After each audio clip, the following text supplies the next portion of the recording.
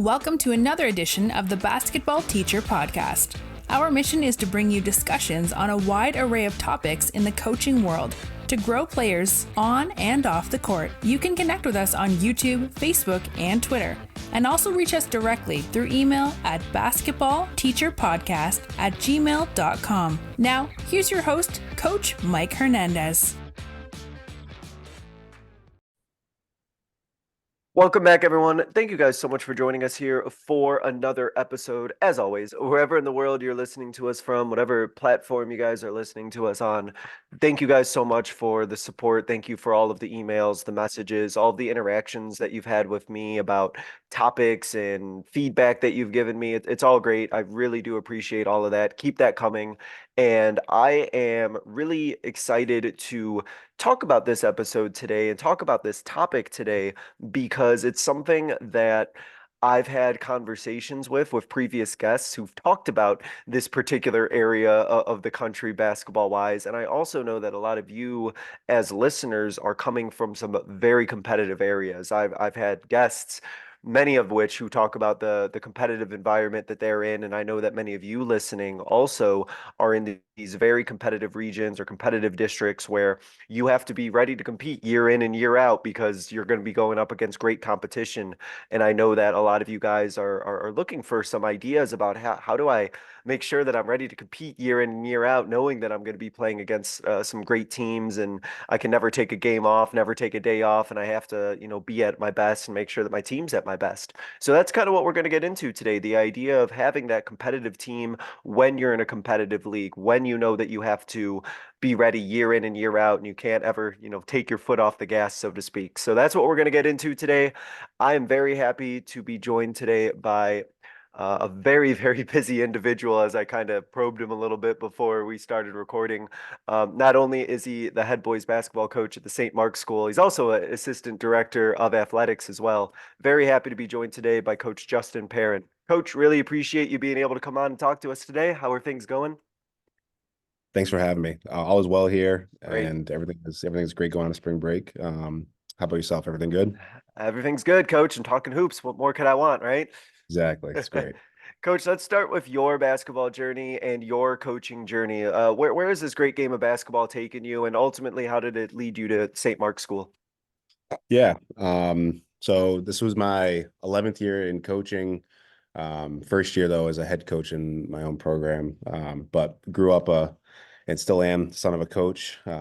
My dad is longtime varsity basketball coach in Massachusetts, so I grew up on the sidelines watching his team at his practices, playing one-on-one on the side hoops with my brother, all the above at the young age. So that was my first introduction to high-level competitiveness at the high school level, and being around him was so much fun. And then went on to play college basketball at a state school close by here in Massachusetts, and had a great experience the first year. Didn't end up loving it going back to my second year, so got right into coaching, and went back to coach with my former AAU coach, who was at Mansfield High School out here, and his team has now won the league, a handful of times over the last 15 years. They are absolutely a powerhouse in Massachusetts. So I wanted to go back and work in a competitive environment and help out his program. Did that for a year while I was a junior in college, and then my senior year of college was at Franklin High School, who just made the state championship last night here in Massachusetts, Division I. I was there with Coach Neely's first season. Now he's going on to bigger and better things with my brother on his staff. So it's a cool connection to have with them. And after that, I was 5 seasons. I was at the Division III level. So I spent a couple years at the high school level in the public schools here, and 5 seasons at Clark University, which is a high academic Division III school out here, and has had tremendous success over the last few years. While I was there, we had some up and down years, but the new MAC is known to be top to bottom one of the better conferences in Division III basketball. So it was really cool to be a part of that. It grew my role from kind of the guy at the bottom of the totem pole all the way up to the head and full-time assistant there. And that was just right when COVID hit. I wasn't sure exactly what was going to be next, and went on to the prep school world. So I spent a couple seasons at a prep school out in Western Mass. and that was the best thing for me. There was an introduction to what the prep school world is like. It's that second year when we had a season post-COVID. We were the number one team in the country for a while, and I was, able to assist with that and also coach the prep team, which is their, mostly seniors and post grads, guys that run a second varsity team. Okay.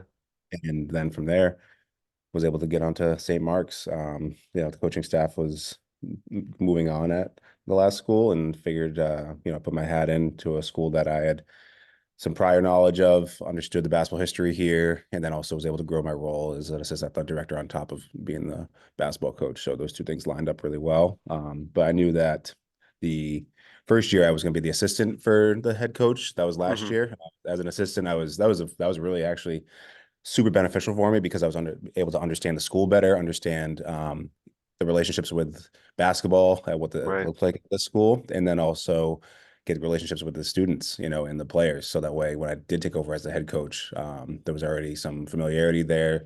I was able to still run the practices and do a lot of the stuff offensively, defensively. So it was a really smooth transition, and I was thankful for that opportunity. And then, yeah, now on to just finish my first year as the head coach, and this was year 11 in coaching. So Awesome. And it sounds like, as I kind of hear your journey, it's a lot of great experiences, and everywhere that you went, you took a lot from it. But it also sounds like each new step that you made, like you kind of knew that this was the right step for your career, the right step for you to go into and on your coaching journey. Was this something that you uh had just like a feeling like, hey, it's time. I'm ready to move on to this next part. I'm feeling good where I'm at, but I'm ready to move on. How did you kind of make that decision of knowing when your next step was going to be, and when it was time to go and try something else? yeah, I think it was a little bit of that. Also, at the same time, like I really didn't look for the next step. Hmm. I was thankful and like super lucky enough to be able to be approached by some of these opportunities. So I think every single day I made a decision to make sure I was trying to be the best version of myself and put my players in a good position. And then like, I was at a summer camp working, just 5-on-5 basketball. We were doing some sort of offense, and Clark, head coach at that point, had saw me working. Was like, yeah, we want, a young assistant like you. So like I was very lucky, and that was just happened to happen. And then I was very lucky for the opportunity to get to the prep school world. It kind of just fell into my lap by a few phone calls, and I think some people that I didn't know about were talking well about me behind closed doors, and that was super super appreciative of that, because it's led me to be where I am now. So I think a lot of it was part of it was hard work and knowing that there was the right move in the right time, saying yes and no to certain opportunities over time. But some of it was pure luck, and a lot of it was still part of the people I surrounded myself with and made connections with throughout the years that knew and what I was about and what the next step and opportunity looked like for me if I was going to continue to grow my coaching career. It's definitely speaks true to that saying, right? Of like you never know who's watching, or you never know Mhm. who's listening, right? You just do, Yeah. like you said, be the best version of yourself, and the opportunities might find you. So that's a great little nugget there of never knowing who's going to be around. So as long as you're doing your best and doing things the right way, you have nothing to be ashamed of, and opportunities may find your way to you. That's awesome.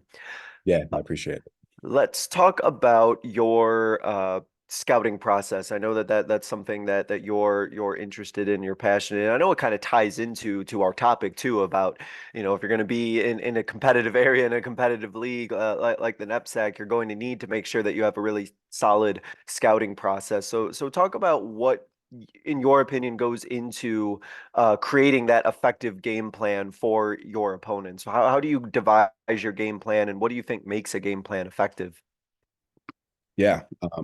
Yeah, it's a great question. We definitely take a ton of pride.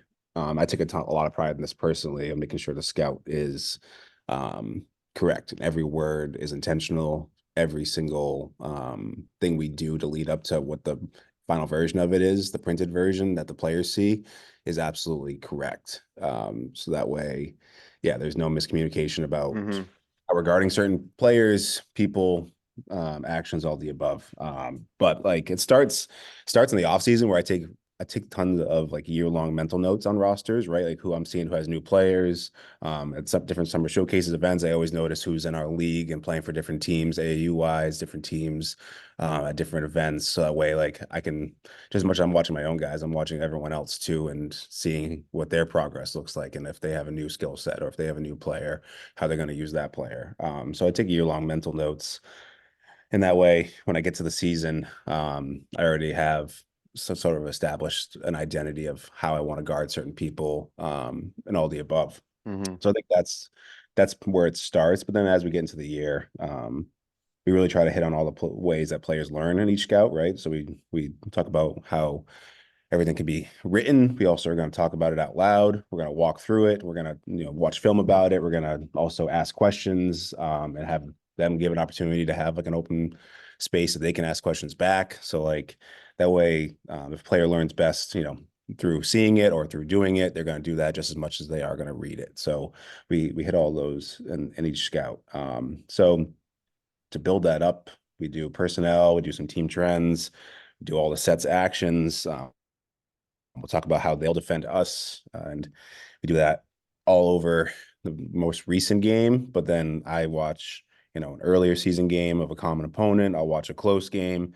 I'll watch the two most recents, and then my assistant will, they'll watch the most recent games too, and I just confirm what I have for my notes compared to what they have, and then put that into a Google Drive and a Google Sheet, so that way we can see who's actually looked at it, who's actually viewed it, all the above, and then Yeah. make sure we have links involved with certain film, and the kids love it. They absolutely eat it up, and it's something that they really separates them from other high schools in the area, because it just makes them so much more college ready if they're going to go on to play college basketball. Like knowing a scout, knowing a team personnel is ginormous. So I think that was where I brought that So you to. go ahead. No, it's all right. I was just, as I hear this to be in your program, to be successful, your s- players need to become students of the game. It sounds like they have to really understand the ins and outs, the whys of basketball. They're not going to just be able to show up and play. You're really working on intentionally teaching them, the why teams are doing things, why players are doing things, tendencies, offensive and defensive formations. It sounds like it's a very high level of teaching, like the intellectual and like I said, the why about why teams are going to do the things they do, players do the things they do, coaches do the things that they do. It's a lot of teaching of the sport, it sounds like, which is really cool.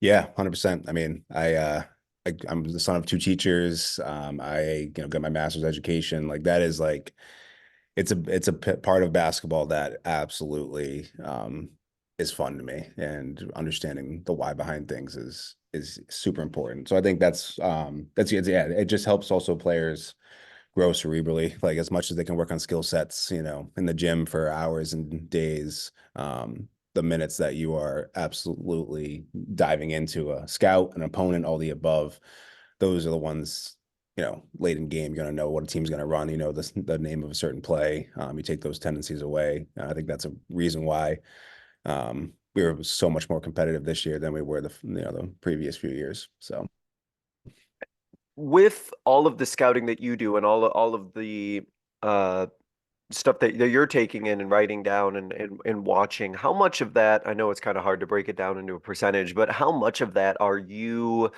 taking, and then how much are you then giving to your players? I think that that's something that coaches always kind of balance, is all the scouting that I do. How do I take all of that? Because I don't know if my players need everything that I've written down, but maybe they need a lot of it. How do you kind of decide how much information that you take in is then going to be given and told to your players? yeah, it's a good question. I think I make sure that I don't repeat anything that's Hmm. unnecessary. So like, if I have three bullet points for a opposing point guard, like I want to say he's a 3-point shooter, but also like shoots with range. Like I think you can make those things concise, make it clear. And then I do think I try to prioritize, two offensive points and a defensive point, right? Like some of the Yeah. the players' two most important and most lethal skill set, parts of their game. And then from there, so defensively, that they might do, hey, they tend to go under screens, oh, they get XYZ happens. So I think I try to get to 3 bullet points per player. And then if a player is really, really that good, I'll sometimes go to 4. I make sure it's always in order of top to bottom, from their most important player for us to guard, not sometimes their best player, but the one that's most important, right? And sometimes it's a player that just sets other players up well, or someone that would have an advantage because of their size or skill set compared to what we have on our roster. Put them at the top, so that way we emphasize taking away that advantage for the other team, and then from there, going down the roster for an opponent to the one that is least impactful for them. So I think those things are important for me. Always doing 3 key points to win instead of 4, 5, 6. Like, I always make them 3. And I think things that in threes players and coaches can Yeah. grasp quicker. So Yeah, and it goes back to what I think you were talking about like everything being intentional, right? Every word I think being intentional and having a purpose behind it. And I'm kind of the same way. I think things in threes. I don't know if that's a psychological thing or if that's what it is, but I think I'm the same way, that players and coaches, people, things that are groups of threes, they understand pretty well. I think it's a yeah, pretty good grouping number. yeah. Have you found the same thing, like players in threes or things in threes work I, well yeah, for them? I think it's things in threes. I feel like 2 is not enough and 4 is too much. And I don't know. Maybe it's just like that balance of like 3. I can say these 3 things, good. 3 key points, 3 things, good. So yeah, I don't know if it's always been in that number, but I always think that I always feel good. I think with 3. I think 3 Mhm. is, 3 ideas or 3 points have always worked out, whether it's on a scouting team or scouting report or something. So yeah, 100% agree with that. So talk about with the NEPSAC. Let's talk. Let me ask you to kind of set the stage here. I know I've talked with other guests about it, but if you had to describe the competitive environment and what it's like to compete in an area like the NEPSAC, how would you best describe what that area and what that level of basketball is like? Yeah. So there's even within the NEPSAC, there's still levels to it too, Hmm. right? There's um different classes within the NEPSAC, and there's different leagues within the NEPSAC and within across different classes too. But really consistently, there's college basketball players on the floor at all times. Like, there are absolutely um at the highest level, there's a full roster of, scholarship level basketball players, and some of them don't even touch the floor, and they still will, get a scholarship to play at the next level. And then at the lower classes, there's always going to be on the floor at minimum 8 basketball players that are college basketball players at whatever level, right? Division 1, 2, or 3. So I think that's easiest way to describe it. It's a beautiful blend of the public schools out here and the colleges. Like, it is high school kids, but it's a college level program. Yeah. So I think that's a way I would think about it too. Yeah, they are 15 to 19-year olds, but it is, they just have size, skill, athleticism that doesn't compare to anyone else at the public school level. So the practices, those are just as important and just as competitive as some games sometimes, because the rosters are so deep that people are vying for playing time on a Monday or Tuesday and playing just as hard and maybe even more, minutes than they would on a Wednesday. So I think it's a really, really cool part about the NEPSAC, is these practices are really, really competitive from a skill set and a roster standpoint. Yeah, it's as you mentioned from the people I've talked about it. Yeah, I think just the high level of just dedication and the competitiveness and the athletes that you have. I imagine that many, if not like all of them are playing real competitive high level AAU. Like, they're taking this very, very seriously, and there's no real downtime. This is something that they're really, really dedicating themselves to, and ready to have that game take them to the next level. And as a coach, obviously, as you know, then that means you have to do a lot of work to make sure that you're getting these guys ready for where the game is going to take them, as well as for obviously the very competitive seasons that they're having while they're in your program. So let's talk about, since this is about springtime now, let's talk about your process of maximizing this off season time, and then we'll talk about the preseason a little bit. So what are you doing right now here in the off season, now that the season's done and you're thinking about what just happened and what you got to do now in this upcoming season? What is your off season process now? Yeah. So, we finished the season that last weekend of February, and that following Tuesday, Wednesday, Thursday, we had end of season meetings. So we made sure we were clear about what the next steps were with some people with development for this off season. Our goals for some of their personal traits, their personal numbers and percentages from the year, and then next steps with like what's the role look like going forward if they do X, Y, Z. So that was the first step of the off season, was to make sure we were clear about certain goals, certain guys, and what the next few months would look like in the gym. But there are rules within our league that we can't Mm, work with them as much as some of the other schools in NEPSAC. So we have a rule where it's 1 month once per month with groups of 3 or less. And those have to be also like student initiated. But thankfully we have, very highly motivated students here. They always ask for, individual workouts. So, I got to do it in small groups. So pretty intentional about that too. When they ask, I'll make sure it's, if, this month I want to do things with ball screen, I'll, put a guard, a forward and a wing together in that group of 3. And then if it's stuff that is, more positional based, and I'll have guards work together, wings work together, bigs work together. So those things happen. But then at the same time, they have unlimited access to the weight room during their free periods, to the gym and the shooting gun during their free periods. 6 a.m. the gym opens and their classes start at 8, so they have hours, from before the school day begins, and then after school, if they play a spring sport, it's done by 5:30. Go grab dinner, and then the gym is open until study hall starts at 7:30. So you got plenty of time throughout the day to do things for yourself too. So, we talk about maximizing their free time.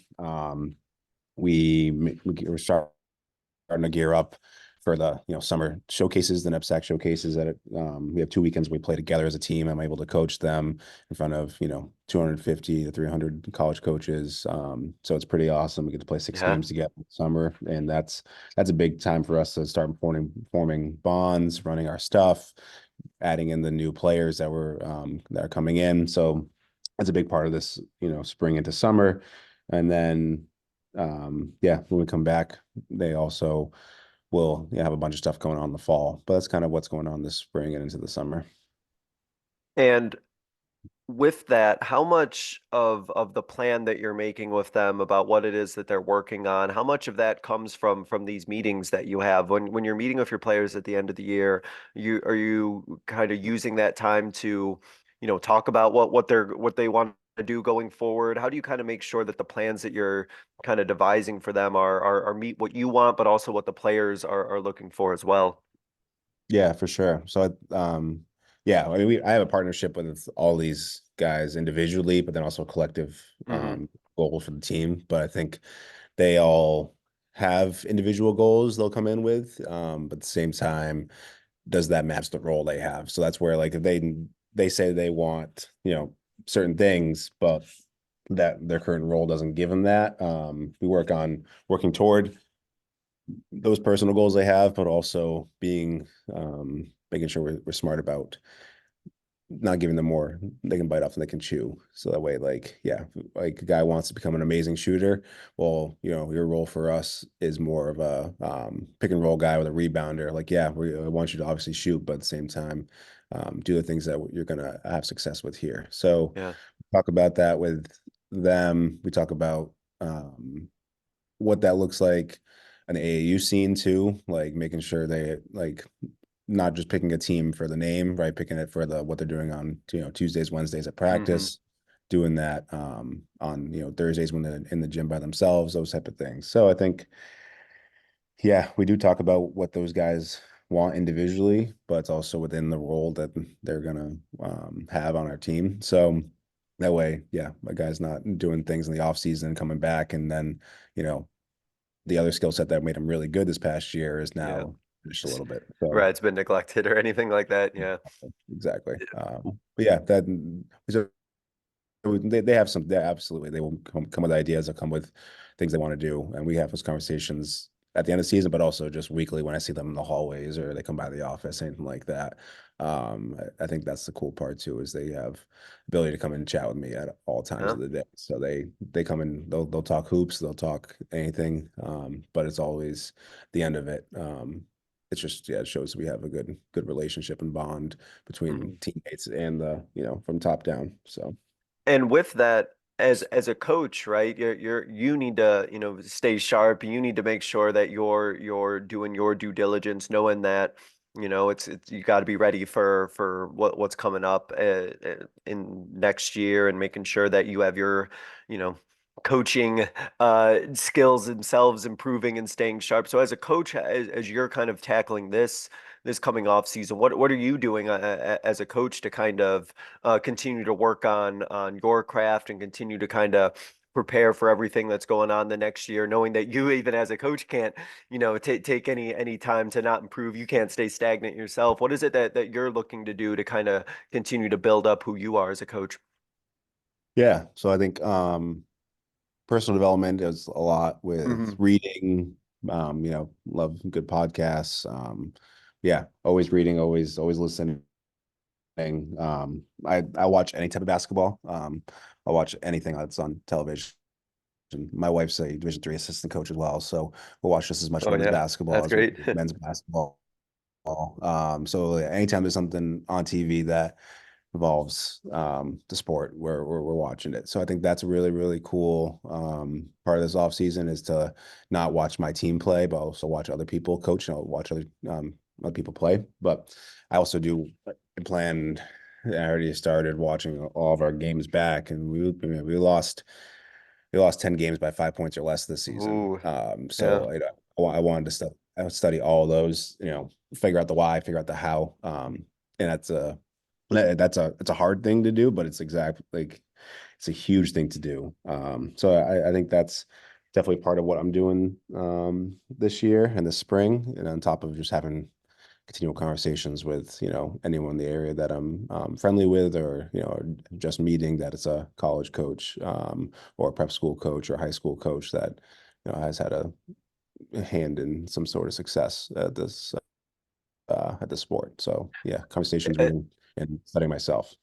And it's pretty incredible. I know I've been through this process too, but going off of one of the things that you said about watching, games back, it's interesting for me to watch some game film now than when I was watching it, a few months ago. Once I've been able to like separate from being a part of the season, I watch it. I pick up on all these little things that I don't know if I just was ignoring or wasn't paying attention to or wasn't focusing on. But there's a lot of value, I think, in watching your game film back when you're separated from your regular season and your day-to-day operations of the season itself. And there's a lot that I don't know. There's a lot that I've picked up on. I don't know if you've kind of felt the same way, where you kind of when you watch a game after the season's over and it's like, okay, I noticed these little things that maybe I wasn't paying attention to in the middle of the long season grind. Yeah, no doubt. I think that's it's one of the blessings and the curse of coaching is like sometimes you really do get hyper focused on certain things or there's the game and the way Hmm. the result goes. But like, yeah, taking a step out, that's a huge part of it. And I think one thing from a book I read that have stuck with me for a while is those who study others are wise, but those who study themselves are enlightened. And I want to make sure I I like work that. toward enlightenment, and I want to make sure that as much as I study others, I can learn the most about myself and how I can help others by studying myself. So I think that's a big part of this off season for sure. One thing that I mean, part of it, I think what I'm sort of hearing from you as well is like, post game, there's a lot of short term emotions, right? When you don't want to watch it come back, when like those things happen, and we don't do post game speeches for that reason. Like we just say, all right, we'll bring it in real quick, have a go see your family, and then we'll be on the bus in 15 minutes. We don't talk about the game as a team right after it. Like I don't do a long, you know, speech after games, because I think there's always short-term emotions, and that's when guys don't want to hear. They're not listening as Yeah. intently, all the above. So I don't speak with them about that game, especially either wins or losses, but especially close ones. It's hard. But yeah, I watch the film again and then I talk to them. So that way I have a better understanding exactly what happened, because at some point it could be my fault too, and I will always take ownership of that. So yeah, I make sure we don't react on short-term emotion. Yeah, no, I think that's great. Hard to do, but it's good when you can separate out the emotion from the actual facts of what happened. Definitely. Let me ask about, to be successful in a competitive environment, in a competitive league, in the area that you're in. What do you feel that you need to be running offensively and defensively in order to really be giving yourself a chance? What is it that you think makes uh, a successful competitive program in a competitive league to be running on the offense and defensive side? Yeah. So like, just as much as I want to like win games, and of course that's a part of it, but I want to make sure guys have skill sets and Mhm. can play at the next level and run things that translate, right? So like I'm not a person that I runs any zones. I think the good man does look like a zone, so I think that's where we don't do anything at all zone based. Then offensively, a lot of read and react stuff. My philosophy is 7, 13, and 10. We have a 30-second shot clock, so we should be able to score, have certain quick actions, and run the floor well in the first 7 seconds to get a shot. If not, we're going to run, the next set within 13 seconds, and then 10 seconds when the shot clock happens, we have a late shot clock set. So that way there's, multiple different things the team will have to defend within the 30 seconds. So that's kind of how I approach it. But all those things, we have different sets with different players. We'll have 5-out offense, we'll have 4-out offense, 4-out 1-in offense. All those things though are mostly read and react, and just letting players play with space, and quickly understanding how to play rather than just like how to run plays. So that's kind of how we emphasize those things here at St. Mark's. Well, it's really something to consider, I think, for coaches who might be finding themselves in a competitive environment, competitive area, that, knowing that so many of these players are going to be playing at the next level. They're being looked at, they're being scouted, they're being watched. As a coach at one of these teams, you really do owe it to your players to make sure that the skill set that they're learning and the skill set that they're working on is going to translate to what they're going to be needing to do at the next level. And you can't get necessarily hyper focused on winning like one particular game, or throwing, something that may be successful at that moment, if it doesn't lead to something that's going to help that player a lot in the long run. It's kind of that obligation to make sure that you're coaching and teaching your players the right way, so that they're going to be ready for any environment that they may be in after they're done playing for you. I think that's kind of a different wrinkle that you have to consider, that kind of makes your situation pretty unique. Yeah, no, I agree. Yeah, it's not really like, we don't talk about different sets or different Mhm. things, but like, we want to make sure we emphasize the players' skill sets too. Like, we're not gonna run something because I saw something cool on, that some other team ran or anything like that. We want to run things that are, complement the guys that we have already.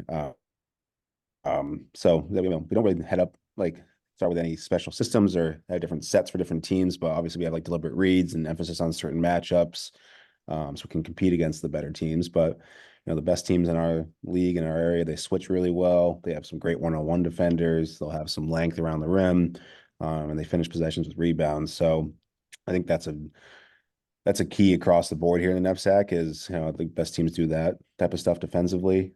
We really make sure we emphasize in communication and positioning. Your position is your help with us. But our emphasis was huge on communication this year. So we've set up an offense um, that prides on communication just as much as the defense prides on communication. We talk just as much in the offensive end. I think that's something that we looked at our guys and we thought we didn't talk enough. So let's make sure we emphasize on both ends just as much as anything. So what goes into offensive communication then? So we in practices when we're 5-on-0, we talk through every single one of our actions. Hmm.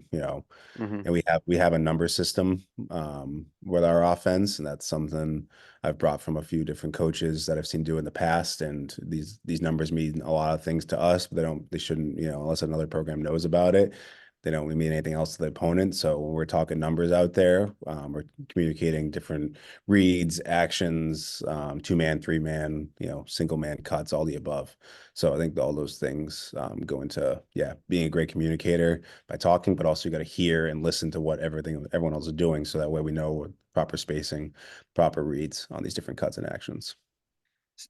And that's, the communication itself. I'm sure you could speak to this. This is not something that comes easy to players. It's not something that is something they'll naturally do. And I think it's something that, at least for me, I know always has to be emphasized, always has to be practiced, always has to be improved on. I don't know if you feel it's the same way, but if I don't intentionally work on it or bring it up or always are harping on it, it's going to go away. At least in my experience, it is. I don't know if you found it's the same way. Yeah, no, we got to practice it. And that stuff starts in the off season. That stuff starts right away in our preseason few weeks. But I think we had guys that wanted something new and felt like there was going to be success in a new type of system. So the buy-in was already there. Then from Hmm. there we just practice like um, the correct calls more than anything. But yeah, we absolutely need them to keep practicing it and do it every day.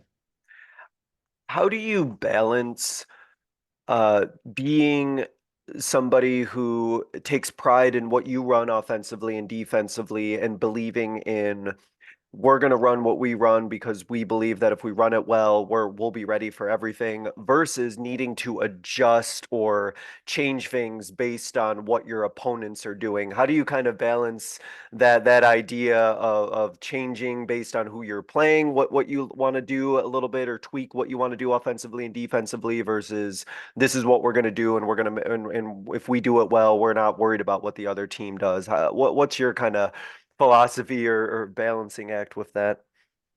Yeah, well, I think it goes into the scout, right? Like where we Hmm. emphasize certain actions or certain, quick things, certain cuts, all the above early on. And if those things are working, we're going to keep it. But if, we also know we have good coaches, really good coaches in this league. So that way, when they make adjustments second half, we're ready for another adjustment ourselves. I think our offense gives some freedom within the system, but at the same time, coaching staff is ready. When we see one thing being taken away a certain way, we have an answer for that because it's not. We don't have any ego about running the same thing, over and over and over again and making sure it's our way.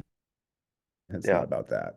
It's about just players in the position to make sure they make reads and understand, like going back to understand the why, we're making, certain back doors here instead of, in another place and another action on the floor.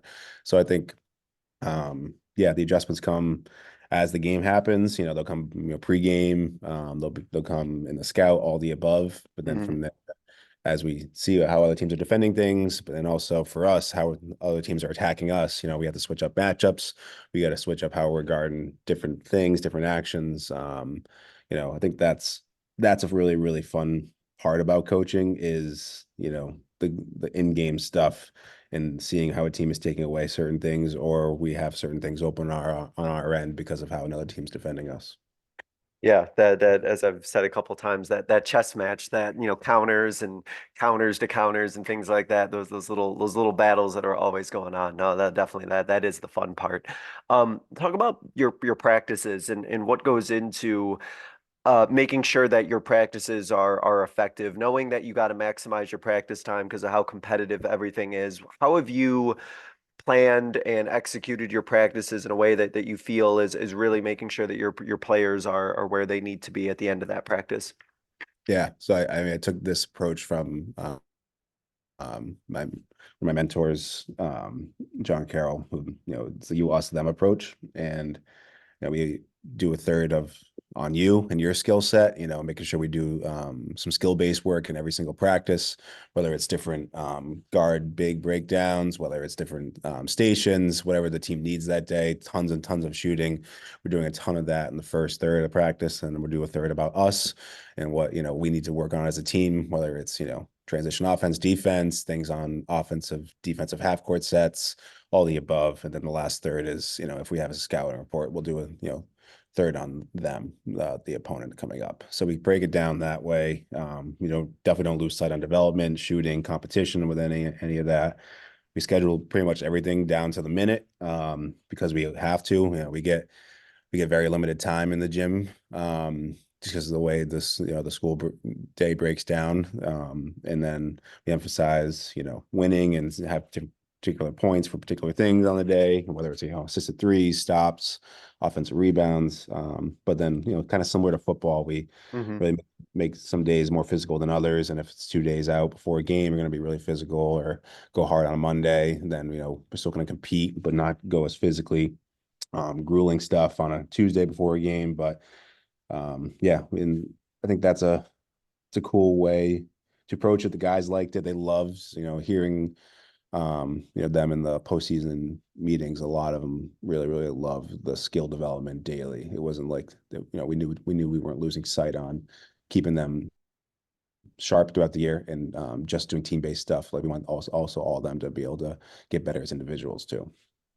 Yeah, that's something that at least I know as a coach, I've had to really make sure that I've intentionally put in because I know I've kind of lost sight of that some years where I'm so focused on these team concepts and things I feel like we need to go over more, things that we need to emphasize more as a team that, I'm not they weren't getting enough shots up or they weren't working on, even ball handling or things like that. And then players would, get into a shooting slump or players would not be as effective shooting. And then, well, part of it is like if I really thought about my practices, well, we really didn't do as much shooting as probably we should have. And I think that it's good to not lose sight of that because I think as you said, your players like doing that. Your players like to be working on their skills and their team stuff. And if you don't emphasize those things, you don't put those things into practice, then you can't maybe necessarily expect them to be as sharp in a game. Yeah, 100%. I think one thing cool that we did this year too was we down the stretch we marked every day if we won or lost that day. Oh, I And like that. the senior captains were the ones that we had 5 seniors this year. They were all captains for us because all 5 brought different things to the table and they complemented each other really well. And so all 5 had to vote at the end of practice for the last 2 weeks. Would we win or lose that day? And we ended up. They said we lost 2 of those days over the last 8 practices, which was fine. That's the reality of it. We lost some, great, it's fine. But I think that also made them hungrier for the next day too, when they knew whether or not they won the day, with the practice jersey just as much as the game jersey on.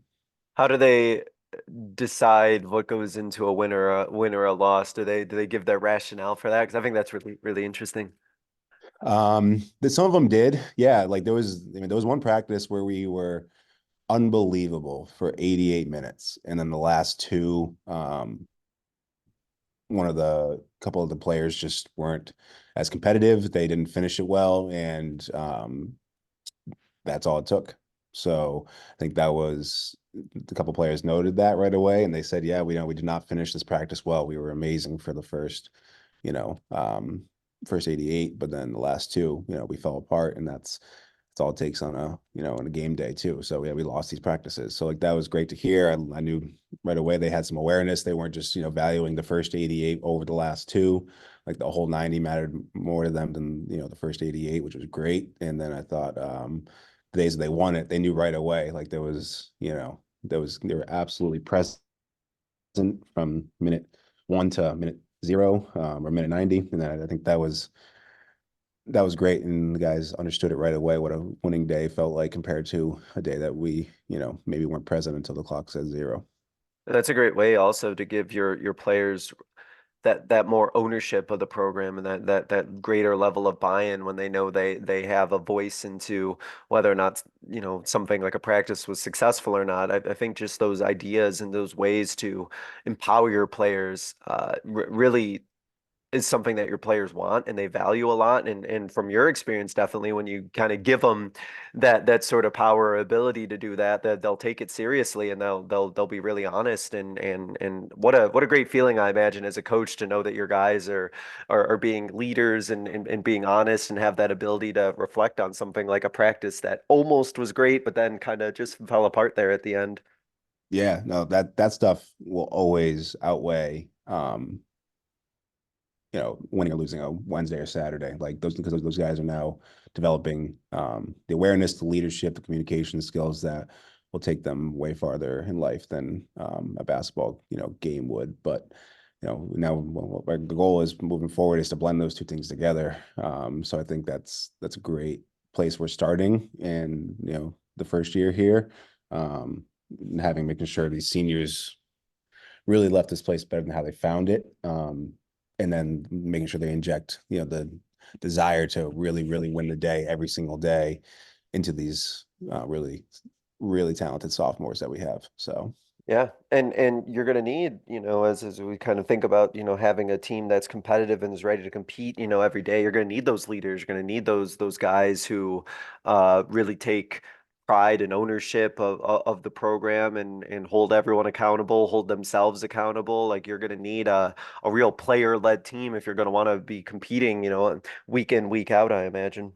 yeah, always player-led teams will always beat coach-led teams. And that's Hmm. it's a thing I can feel it. I can see it. I notice it in the league here, the ones that do it. So I'd say, yeah, it's a great thing, and I was happy the way we ended it, even if it, we didn't have the wins and losses we wanted. We had the character, we had the leadership, and we had the momentum moving in the direction we wanted to move. So Awesome. Talk about what goes into building that emotional and that mental resilience for your team during a competitive season, knowing that every day, every week is going to be a battle, and is going to be something where you can't let your foot off the gas. How do you kind of keep the culture and the bonds of your team strong, no matter, what situation and or how difficult things are during the season?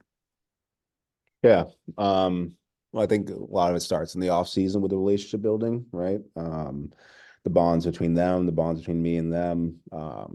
That stuff is, yeah, it just doesn't, there's no, numeric value you can put on that. I think it's great that we have a small school here, and we are, the smallest school in our league. It also does create these natural bonds, in the hallways, in the dorm rooms, in the gym, all the above, because you're seeing each other and hanging out with each other a lot here. So those things help players, through the tough days just as much as anything, because they know they can trust, their teammates having their back, because they've built these relationships up from day one.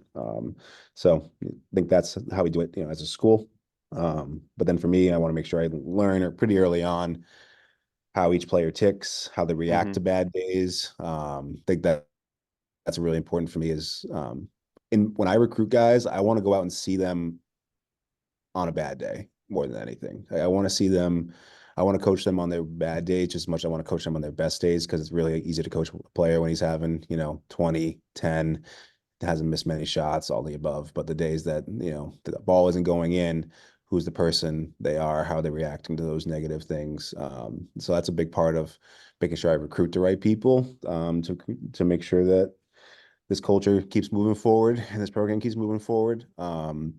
And then I can also then coach that reaction, and just try to change that so that they react better to those bad days.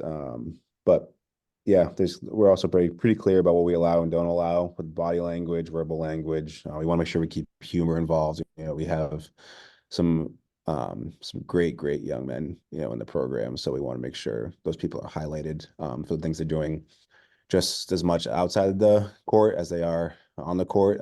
So we make sure we always highlight things on social media or in the group huddles, things that we see are happening in the community just as much as they're happening on the court. So I think those things create this sense of desire to, do more for others than yourself. And those those things have led to us getting through our tough losses quicker than I expected. So those bonds and just emphasizing the right things kind of has moved us forward. Well, I like the part that you mentioned about how that resilience and that bond really needs to be worked on in the off season, in the preseason. You got to have that togetherness there before things get difficult, so that when it gets tested, they're going to already have that bond established and they'll be able to stick together. I think that it's so important to make sure that you're intentionally doing that work in the summer and in the off season, and making sure that you bring your team together so that like, all right, I know when things get tough, like this group and us, we're gonna be able to stick together. I think it's a lot more difficult to try and piece that together as you go along, because I don't know if that would be so effective if you don't have it established and then you face adversity. I don't know if that's a good time to try and establish team bonds, is when you first come through adversity. Yeah, no doubt. I agree. So yeah, we have three like pillars and three Yeah. things that are on our practice plan all the time. And um, the first one is like celebrating selfless acts. And so, Hmm. like I talked about, we celebrate anytime we see a guy do something selfless in the community, but at the same time on the court, the most selfless thing you can do is communicate. And from there, the selflessness that involves, rebounding, diving on loose balls, assists, um, high fives, all those type of things, keeping your energy positive, speaking, positively, verbally instead of negatively. So those type of things. So we try to celebrate those. I think that has brought us together. And I talked a little bit about the other one earlier was, other thing is 0.0, and that's the only time I want people to stop being present. I want them to always be present until the clock says zero, and not, mentally leave, if they're on the sideline during a drill, and their group is next up on the court, staying present in that. And also there's a lot of things that happen in basketball before the clock says zero, that, in close games, late situations, all the above. So we want to make sure we emphasize staying present. And I think also leads over to classrooms where a lot of people will check out of a class 2, 3 minutes early. It's really easy to do that. But if you stacked up all those minutes over a lifetime, how many minutes could you have gotten better, right? So I think Hmm. that's a big part of us, in forming that bond and making sure everyone stays present and accountable until the clock says zero. And then the last one is we call ourselves Storm Hunters, and that's part of being the St. Mark's Lions. And a lot of things you can do with lions, with the word pride, the roar, all the above you can do. But ours is Storm Hunters, and that's something that lions actually prefer to hunt in storms, while all their animals really want to go hide when they, hear the rain, the thunder, lightning, all the hard things that are happening outside of you. People go and hide, but lions go out and eat instead. So I think that's something I want us to do, is embrace the hard and embrace, the storms that are happening around us, instead of really just looking for sunny days. Like, to know the hard days would make us just as better. And that's when we go search for and create storms, as a coaching staff, right? We'll make the practices really hard. But at the same time, if it's a hard day, in a kid's life for whatever reason, just Yeah. know it's something we want to get through. It's something that we got to embrace instead of run from, because, if we run from all these bad days, it's going to be harder when we get older. So, Coach, you're teaching zoology now to me too here. I'm learning about animal behavior and everything. yes. But no, Yeah. that's great. And the uh I just really get the sense of that attention to detail about every moment of that player's life when they're in the classroom or on the court. And I think it's really I think it's really great to just know that your emphasis really is on the person, on the student, on the athlete, and making sure that they're maximizing all their time, no matter where it is that they are. I think that's awesome, and I imagine too that your players are probably they have to be holding each other accountable to that too, and that they're making sure that the kids are or the players are acting the way that they need to be in class or the way that they're behaving themselves in the community, and that leadership of players holding each other accountable to all those things too. I mean, it makes our job as coaches so much better when it's coming from the players and not just us all the time, right? That player-led team that you talked about. Yeah, yeah, no Awesome. doubt. Yeah, it's fun, and I think um, yeah, it's one of the reasons I wanted to make the move to prep school is the amount of development that happens at this stage of life. It's the amount of connections you can create with the student athletes because of the boarding situation, right? Right, right. I think there's so much more to the relationship if you actually put the time and effort into it, that you can get more out of them than they ever expected of themselves. But also, yeah, it's a two-way street, right? Like, I got to point to them, but they're going to pour back into me, They're point in right the back. same. Yeah, yeah. So, yeah. Uh, So it's like, it's great, but I think those are the reasons, like you said, why prep school is awesome and why I wanted to be in this type of role. Awesome. Let me ask you real quick before we hit our concluding segment about what advice would you give to a coach who, as you mentioned, you have a lot of players who are navigating the recruiting trail and looking at their options and figuring out what's next for them. What advice would you give to a coach who maybe is going through this process for the first time, where they have players who are being recruited, and that coach wants to be an advocate, wants to help their players make the best informed decision that they possibly can? What advice would you give to a coach to maybe of how they could help their player, making sure that they're making the best decision when they're on their own recruiting journey? Yeah. Well, I think a couple things. I think part of it is making sure it's a balance between a basketball and a life decision, right? The next level. I chose I went to a state school, but I Hmm. chose school for the psychology degree. I was going to get more than I was for the basketball situation. So like even now, then basketball didn't end up working out. I was still able to get a degree and move forward with things I wanted to do in my life beyond basketball. So that was, I think, as part of it is making sure that they have a balance between a basketball and a life decision when they're making, helping out with the recruiting process. So, different families have different situations. And so there's some schools that might be better than others financially or and what, the school offers in other different realms. But I think that's part of it. Making sure I've heard from multiple different college coaches over the last few weeks, kind of some horror stories about high school coaches not responding Mm. on timely manner and things like that. Like all those things absolutely matter because, college coach texts, calls you, like you got to absolutely be on that immediately because the next day that call is going to someone else and it might already have, moved that roster spot forward, with someone else that's applying to that school. So, um, high level communication with colleges when they do reach out. I think, making sure you have a connection if there's a college counselor at your school that's able to help with the quick things that might be involved in an application process, right? There's like a school might call and be like, "Hey, we're ready to move on this guy," but the guy hasn't had any help with his application, and he's starting at square one.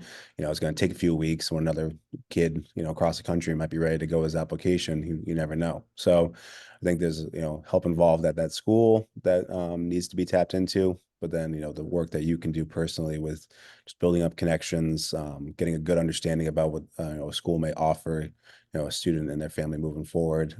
Those type of things can definitely help. Great. I appreciate you sharing that wisdom, Coach.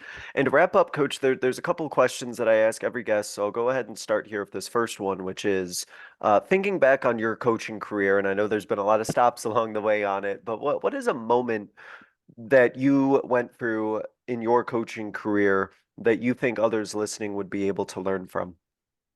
Yeah. Yeah, I thought about this question when you had typed it out to me. And the one I'm going back to was, after 5 years at Clark, and that was 7 years of coaching, I was still only, at the age of 25, 26 actually. And I didn't know, what was next. And I got a couple interviews and a call to be a head coach at a very young age at a local public school. And I decided not to take it. And I think there was a lot of reasons in that. But most of it was kind of like betting on myself and understanding that, like, it was a great opportunity, but it wasn't the right time. And I think then from there I got on to, the staff at, another prep school that moved my career forward quicker than any other place I'd ever been. So like there was it ended up working out on my end, but I didn't make a decision based on what I wanted. I made a decision based on what I needed and made sure it was the timing fit just as much as the opportunity fit. So yeah, I think that was something, a coaching moment in my career as a navigator, what was next, as I was getting from stop to stop. But it absolutely ended up being a no that turned into many more yeses down the line. Yeah. Yeah, that's great. And that's it's a lot of decisions, right? A lot of crossroads, right? That we come to in our coaching career, and a lot of times we have to really think about, what that best decision is going to be. And I mean, it sounds like as I heard you kind of navigate through your coaching journey and all the decisions that you made along the way, it sounds like you put a lot of thought into where it was that your coaching journey was going to take you and what the decisions that you made. And I appreciate you sharing that because sometimes I know for me, and other people I've talked to, it's, you second guess yourself or not be sure. And, should I say yes? Should I say no to these certain things? But it's reassuring to kind of have you share that moment. So appreciate that, Coach. Yeah, of course. No. Awesome. To wrap up, Coach, I give every guest kind of what I call a 60-second soapbox where you can get out your final thought, a closing message, a final tidbit of information that you want to share to the listeners, whether it's coaching related, basketball related. It's kind of your soapbox, your platform to get out what that message and what that idea is. So if you go over 60 seconds, that's okay too. But I'm going to go ahead and open up the floor to you, Coach. I'm going to let you go ahead and take it from here. Yeah, I appreciate the opportunity Mhm. to speak today. I think this was something I've thought about for a while, and I Yeah. think it's something that is true as the years go on. Um, Random thought, but it does have to involve basketball, and I hate senior days. I think I don't think it does any justice to the team, and I think that when we do senior days, a lot of things happen. And I've seen this year, teams not play as well in those days. There's so much emphasis on the emotion of them graduating. There's so much emphasis on, starting guys that maybe didn't play at all during the season.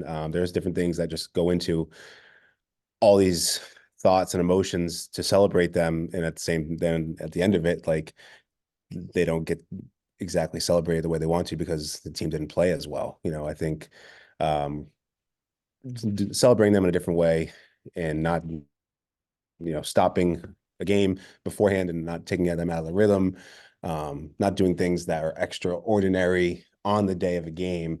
I don't think it at all benefits them. I definitely think celebrating them is absolutely necessary, but not doing that on a game day is something that I would, like to try to do moving forward. So yeah, it's something that I've experienced over time. I've seen other programs where they've had great seasons, but didn't start a game well, didn't play well because they were emphasizing different things that day.